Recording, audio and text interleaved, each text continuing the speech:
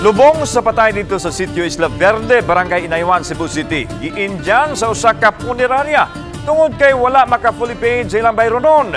Samtang konsiyo sa Dakbayan Sugbo mo patawag sa tanang tagdumala sa punerarya aron dili na masubli pa ang ingon niini nga panghitabo. Ano report? Muna kaya mamatay kita ning dato. Kenala mamatay gyud ta kanang nagitay kwarta. Dali alas 11 na, alas 12 ang misa. Wa man mo to nga. Wa magdahom ang pamilya ni Norma Cabarubias nga sa adlaw sa iyang lubong magkasugat ba ay sila og aberya. Kini dihang wa sila tungaha sa punerarya nga nagserbisyo sa patayng lawas dinhi. Kapila ka higayon nga gikontak sa kabanay sa namatay ang maong punerarya apan dili sila tubagon ug dihang giadto nila wa usab kunoy moatubang kanila. Matod ni Cristina Gadiani, pag umangkon sa namatay nga naa sila'y balanse sa punerarya nga 10,000 pesos. Mihangyo sila nga bayran kini duha ka adlaw human sa gikadakdang lubong apan wa kuno mosugot ang punerarya o gitinuod yun nga wa nila tiwasa ang serbisyo sa paglubong. Ihangyo pagay sila atong adlaw nga adlaw sa paglubong nga bisa naasat na mag-abot nga barangay. Kuan na lang ni kay magpinirmahay ta. Tinarong ni amoa, ginaan pagay siya. Wa gyud sila nya. Istoryahon ang tag-iya di gyud matubang. Si Norma namatay sa komplikasyon sa diabetes o ato asab sa layong ilapit ang mga anak niini. Nagtampohay gani ang masilingan aron unta mapuno sa kakuwang nga bayranan ug mahipos lang ang lawas niini. Apan wa mo konsiderar ang punerarya. Effort na lang sa among masilingan, ningadto lang gyud sa barangay kay wa may laing choice.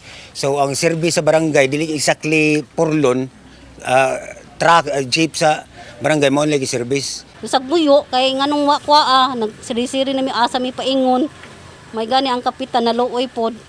Naabot sa konseho sa Dakbayan Sugbo ang nahitabo o gikidakdang ipatawag ang tag-iya sa naasoing punerarya. Suma sa bagong City Councilor Attorney Ray Gialon nga usa ka pagpanamastamas ang gihimo sa punerarya sa usa ka minatay ug anaa kini tulubagon. Nga ako nakita sa alan nga dihang dapita ang hayan nga naay maka-intervener.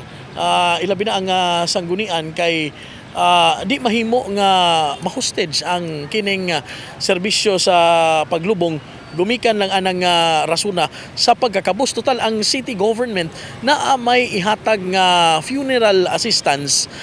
Aron masiguro nga dili na masubli ang ingon ini nga panghitabo. Kanilang wa nila gitiwas mo na nga maigo gyud sila sa breach of contract. Pero sa habig sa syudad ako nakita ang ngayan gyud nga dunay ordinansa. Kalabot niini. Samtang iklaro sa pag-umangkon sa namatay nga ang punerarya nga nagserbisyo sa iyan, gitawag og St. Natalie Funeral Services ug ang nagproseso sa papilis mao ang Sweet Angel Funeral nga nahimutang sa C. Padilla Street sa Dakbayan sa Sugbo.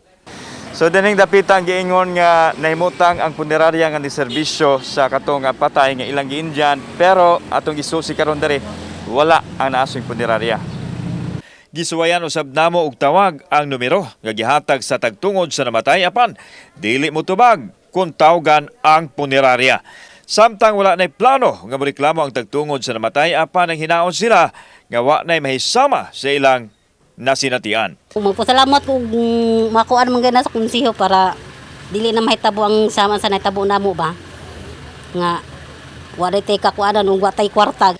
Kauban si Cleofer Lumayag, ako si Alan Domingo. Balitang Bisdak.